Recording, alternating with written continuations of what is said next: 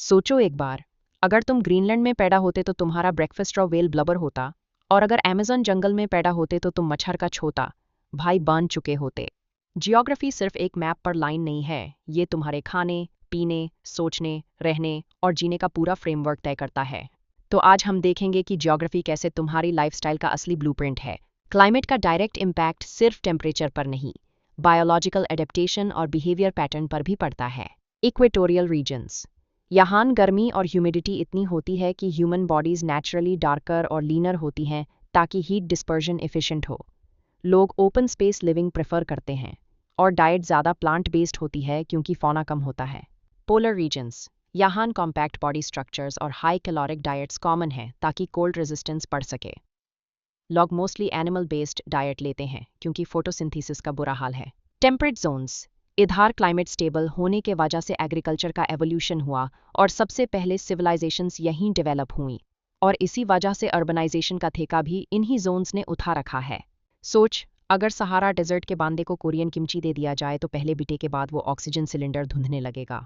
Hot climates, इधर spices और fermented food ज़्यादा यूज़ होते हैं क्योंकि हीट की वजह से बैक्टीरिया और स्पॉइलेज रेट हाई होती है। इसलिए इंडियन, मैक्सिकन, थाई क्विजीन इतनी स्पाइस लोडेड है। कोल्ड क्लाइमेट्स, इधर फर्मेंटेशन और फैट हैवी फूड कॉमन है क्योंकि न्यूट्रिशन कंजर्व करना होता है। स्कैंडिनेवियन और रशियन फूड देखो, बटर, चीज़ और अल्कोहल सब डोमिनेंट है। Coastal versus inland, coastal regions के लोग सी फूड डिपेंडेंट होते हैं क्योंकि फ्रेश वाटर और एग्रीकल्चर का स्कोप कम होता है। जापान, आइसलैंड, पैसिफिक आइलैंड्स इसका बेस्ट एग्जाम्पल हैं। मतलब ज्योग्राफी ने डिसाइड किया कि तुम सुशी खाओगे या बटर चिकन। मकान सिर्फ ब्रिक्स और सीमेंट का नाम नहीं, ये जियोग्राफिकल अडेप्टेशन का इंजीनियरिंग मार्वल है। Desert regions, mud houses, white walls और हाई वेंटिलेशन ताकि हीट का इम्पैक्ट कम हो। Polar and alpine regions, sloped roofs, compact structures और वुड बेस्ड हाउसेस ताकि इंसुलेशन बेटर हो। Flood prone areas, stilt houses, floating structures और वाटर कैनाल्स तक बन गए हैं क्योंकि पानी हर वक्त सलाम करने आ जाता है।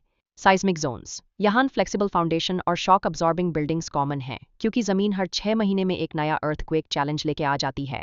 मतलब अगर तुम सहारा में हो तो मिट्टी से घर बनेगा, आर्कटिक में हो तो आइस से इग्लू बनेगा, और जापान में हो तो घर हिलने के लिए तैयार रहेगा।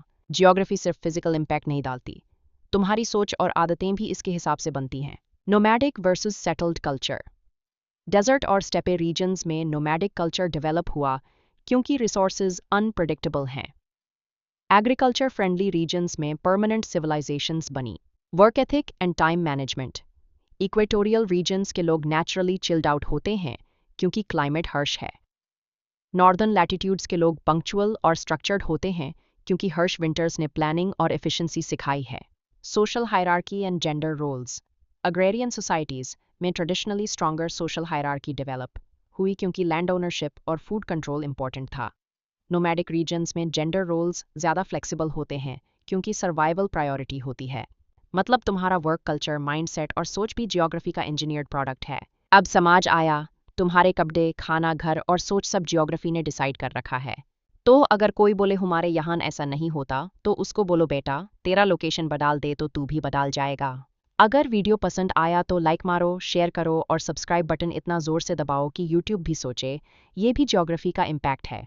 मिलते हैं अगले एपिसोड में, तब तक अपना कॉन्टिनेंट संभालो।